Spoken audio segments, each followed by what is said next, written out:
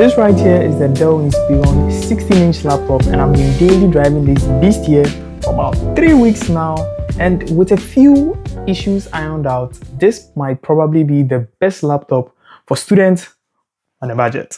For someone coming from an old 2018 laptop, this is a much welcome upgrade for me especially. So personally, I went with the ice blue colorway here from Dell, and trust me, this looked so much better on their website until I got my hands on it and I just realized it's not that blue. This is more washed out blue. You don't really get that blue tint or blue pop. It's more silverish in my opinion, and you rarely notice the blue. Dell did an amazing job here with the finish here. They actually gave us a matte finish, and it does an amazing job at hiding fingerprints as well as grease. I sometimes have my hands all over the chassis and I barely notice any fingerprints or grease. So speaking of chassis, the Dell Inspiron 16 here is actually made up of aluminium and plastic. We actually have an aluminium finish on the lid and the main chassis as well. The only plastic on this laptop here is actually at the bottom.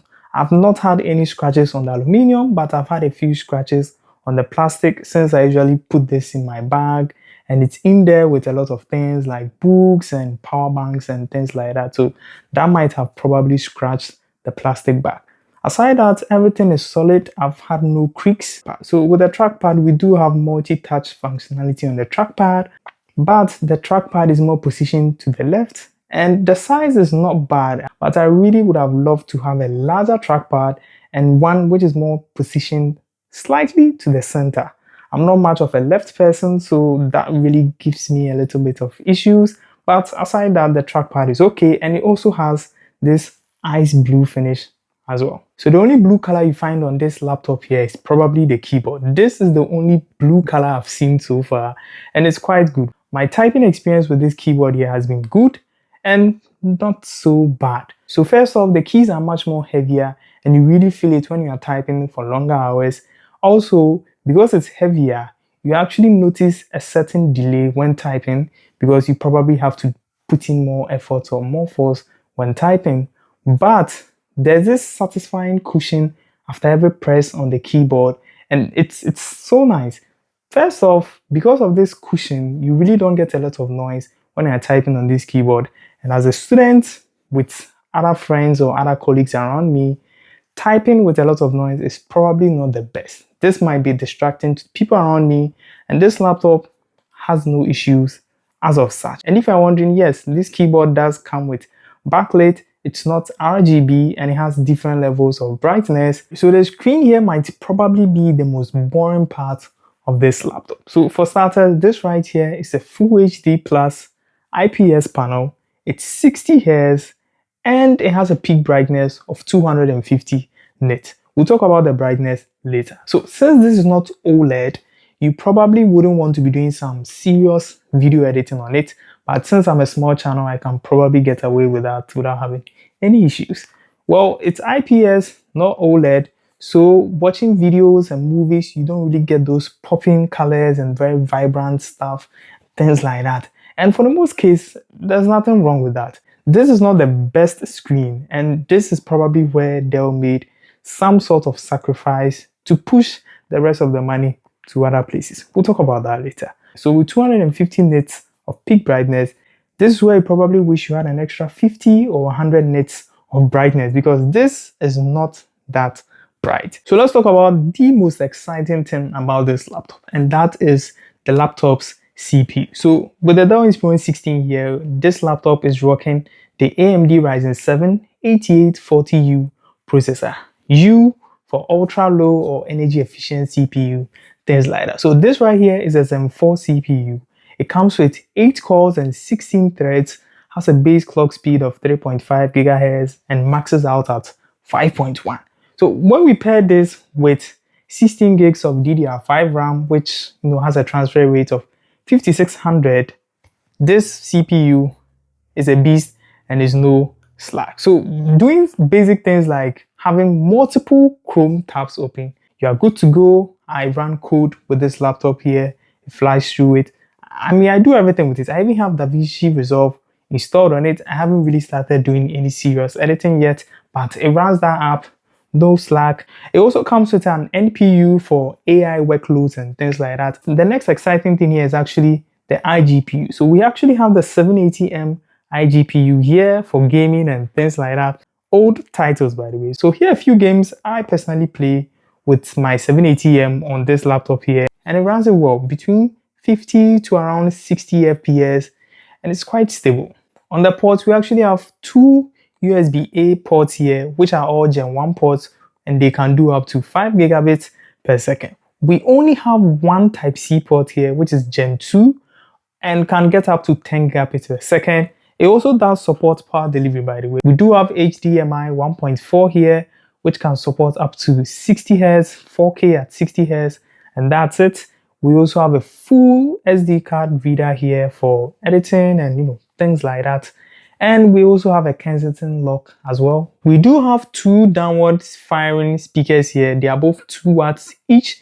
They are not the loudest, they are not the clearest, they are not the most detailed speakers, but they get the job done. So for a 2023-2024 laptop, which doesn't have a dust filter, I'm just surprised. The power button also doubles as a fingerprint reader and it works just fine. Let's talk about battery life.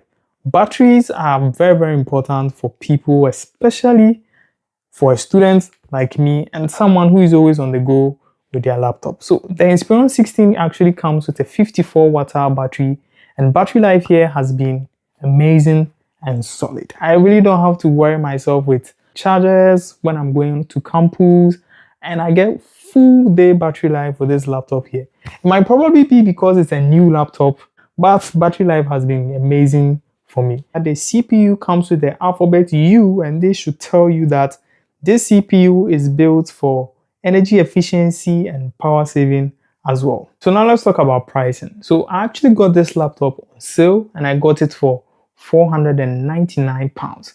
The original price is actually $699, but I got it on sale, and the sale actually ended 10th of June, so you are probably not going to get it at the same price. This laptop is in no way perfect. It has quite a number of issues, and let's start off with the ports. So port selection here is quite limiting. At least if we had one USB 4 port, I would have been okay and wouldn't have complained, but it's not so, and as such, I always have to use my dongle here, and surprisingly, it's actually a Dell dongle. I have to use this dongle here if I want to use multiple USB-A sticks on this laptop here. Perhaps the most biggest issue I have with this laptop is actually the charger. The barrel jack charger gives me a lot of issues. First off, it doesn't go all into the port. It goes in halfway and it stops. I give it a yank, I give it a push, it's still halfway in, and that's it. Not only that, coming from an old Dell Inspiron 15-inch laptop with the same charger, that goes all in, and I don't know if this problem is specific to my unit on this laptop. It just gives me this sort of incomplete feeling, and that something is probably wrong somewhere. You might think this is all, but no. I usually get this AC power adapter not recognized notification on my laptop, and it really bugs me out.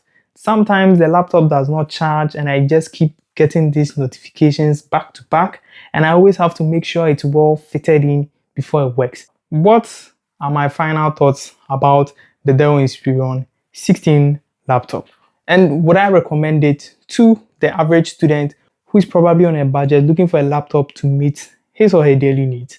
The answer is yes, if you can get the Dell Inspiron 16 at the price I got it for, which is £499, that would be an amazing deal. But it's currently sitting at £699, and at that price for this laptop, no, don't get that. Let me recommend these other two laptops for you if you probably want to get one of them. So at the £499 price point, you can actually get the HP Pavilion 14 Plus, which comes with the Intel Ultra 125H processor. It has an OLED screen. It comes with a 2K OLED screen, and also comes with a USB 4 Type-C port as well. That is an amazing deal for that price. The only issue I had with that laptop is the bezels. I think the forehead on that laptop is a bit too thick, but if you still have $699 to spend, I would still recommend the HP Pavilion 16-inch laptop for you.